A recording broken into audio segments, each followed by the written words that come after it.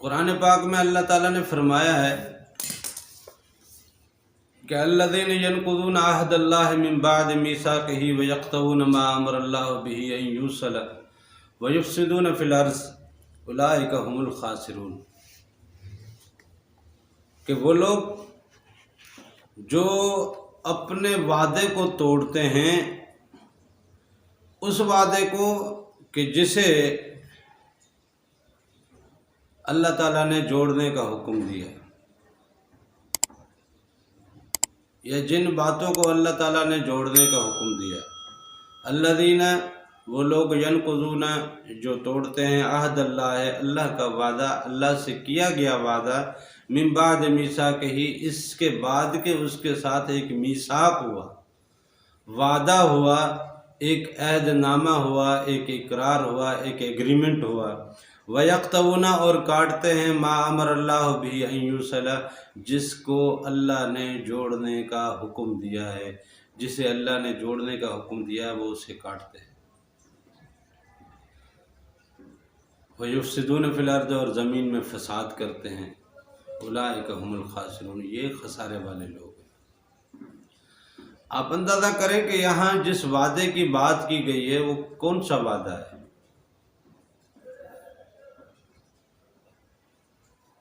یہ وہی وعدہ ہے جو ہم نے ازل میں کیا تھا، تمام ارواح نے جو ازل میں ایک وعدہ کیا تھا کہ اے اللہ ہم اقرار کرتے ہیں کہ آپ ہمارے رب ہو، آپ ہمارے خالق ہو، آپ ہمارے مالک ہو، اور پھر اس وعدے کا اقرار کرنے کے بعد اس کا ایگریمنٹ ہوا تھا،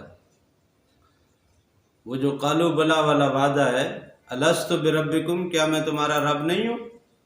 قالوا بلا، قالو نے سب نے کہا، بلا ہاں بالکل۔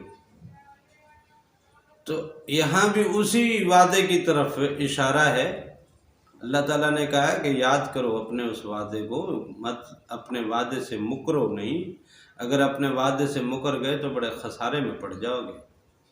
اللہ تعالیٰ نے تو تمہیں جوڑنے کا حکم دیا تھا، کیا چیز جوڑنی تھی؟ دنیاوی معاملات میں انسانوں کو جوڑنا تھا، رشتوں کو جوڑنا تھا، تعلقات کو جوڑنا تھا۔ یہ تو شریعت کا سبق ہے، بالکل ٹھیک ہے، اور اس میں کوئی انکار نہیں ہے، لیکن دراصل بات یہ ہے کہ جوڑنا تھا اپنے آپ کو، اپنے آپ کو جوڑنا تھا، اور ہم نے اپنے آپ کو کاٹ دیا ہے۔ وَيَقْطَعُونَ مَا أَمَرَ اللَّهُ بِهِ أَن يُوصَلَ جس کے جوڑنے کا اللہ نے حکم دیا تھا اسی کو ہم کاٹتے ہیں۔ ہمارا قلب اللہ سے جڑا ہونا چاہیے، ہماری روح اللہ سے جڑی ہونی چاہیے، ہمارے لطائف اللہ سے جڑے ہونے چاہیے۔ ان کا خالق اللہ ہے، یہ اللہ کی صحبت میں رہ کے آئے ہیں، پھر اللہ کے آگے اقراری ہو کے آئے ہیں، پھر وہاں پہ عہد و پیمان کر کے جناب ایگریمنٹ کر کے یہاں پہ آئے ہیں۔ تو اب یہ ہے کہ اس چیز کو تو اللہ کے ساتھ جوڑنا ہے، اور یہی ہم کام کرتے ہیں کہ اللہ کے ساتھ جڑ جائیں، اور اللہ سے جڑنے کے لیے اللہ کے ذکر میں لگ جائیں، اپنے قلب کو بیدار کریں، اپنے روح کو بیدار کریں، اپنے سری کو بیدار کریں، اپنے خفی کو بیدار کریں، اپنے اخفا کو بیدار کریں، اپنے نفس کو بیدار کر کے مومن کریں، اور اپنے لطیف اعلیٰ کو بیدار کر کے اللہ کے دیدار میں چلے جائیں۔ اللہ کے دیدار کے لیے تو حضور پاک صلی اللہ علیہ وسلم کے معراج کے واقعے میں بیان ہے نا کہ اللہ تعالیٰ کو حضور پاک صلی اللہ علیہ وسلم نے ایسے دیکھا جیسے دیکھنا تھا، ذرا سی ان کی آنکھ نہ جھپکی نہ بہکی، نہ کجی کی نہ کمی کی نہ زیادتی کی،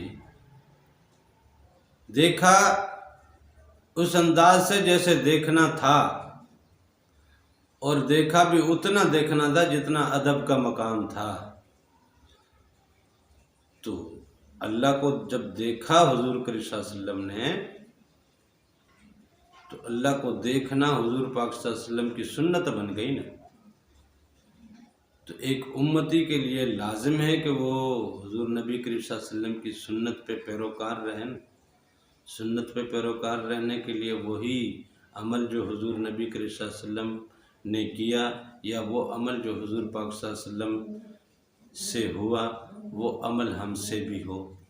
جب اللہ کا دیدار حضور نبی کریم صلی اللہ علیہ وسلم نے کیا تو ہمیں بھی اللہ کا دیدار کرنا ہے۔ اور نماز کے لیے کیا کہا گیا ہے نا، الصلاۃ معراج المومنین، نماز جو ہے وہ مومنوں کی معراج ہے۔ تو یہ معراج ہم نے کی ہے؟ کیا نماز میں ہمیں معراج ملتی ہے؟ کیا نماز میں ہمیں دیدار ملتا ہے؟ اب سجدے میں جائیں اور دیدار نہ ملے تو پھر سجدہ نہیں ہے نا۔ حضرت علی سرکار نے فرمایا نا، جب تک مجھے دیدار نہیں ہو جاتا تب تک میں سر سجدے سے نہیں اٹھاتا۔ تو یہ اللہ کا دیدار اگر نہیں ہو رہا تو اس کا مطلب سجدہ بھی نہیں ہو رہا نا۔ تو جوڑنا، یہی چیز تو جوڑنی تھی، ہم فساد میں لگ گئے، ہم فتنے میں لگ گئے، ہم انہی چیزوں کے انکاری بن گئے جن چیزوں کے جڑنے کے لیے اللہ تعالیٰ نے ہم سے وعدہ لیا۔ ہم انہی معاملات میں مطلب آ گئے کہ نہیں یعنی یہ ممکن ہی نہیں ہے کہ اللہ کا دیدار ہو سکے۔ مانتے ہیں اللہ کا دیدار ممکن نہیں ہے، لیکن یہ ہے کہ جب یہ لطائف اپنی اپنی پرواز پاتے ہیں تو پھر یہ لطائف کی جو منازل ہیں وہ اپنی منازل میں جائے گا۔ جب وہ اپنی منزل میں جائے گا تو اس منزل میں، اس مقام پہ جو کچھ ہوگا اس کا دیدار تو کرے گا۔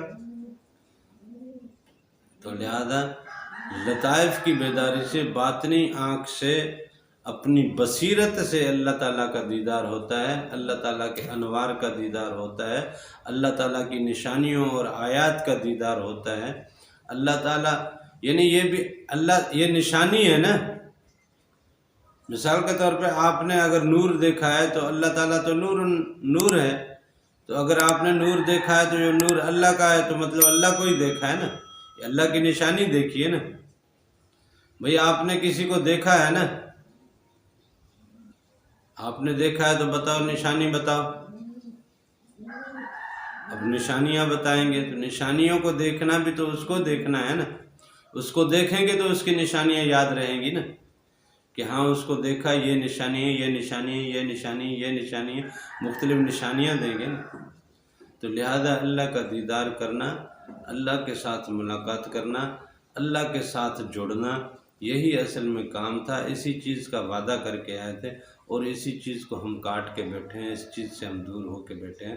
لہذا کالو بلا کا جو وعدہ ہے وہ یہی ہے کہ اپنے رب کے ساتھ جڑ جائیں، اپنے رب کے ساتھ جڑ جائیں، اس کے حبیب کے ساتھ جڑ جائیں، اس کے بتائے ہوئے احکامات کے ساتھ جڑ جائیں، اس کے ذکر سے جڑ جائیں۔ بس آپ اس کے ذکر کے ساتھ جڑ جائیں۔ اگر ذکر سے نہیں جڑ پا رہے تو اس کے پیاروں کے ساتھ جڑ جائیں، اس کے ولیوں کے ساتھ جڑ جائیں، فقیروں کے ساتھ جڑ جائیں۔ فقیروں کی جب نظر پڑتی ہے تو دل سے یہ تمام غبار دھل جاتا ہے، یہ تمام مفسدات جو ہے وہ جل جاتے ہیں، یہ تمام جالے جو ہے جل جاتے ہیں، ہمارا اندر جو ہے وہ صاف ہو جاتا ہے۔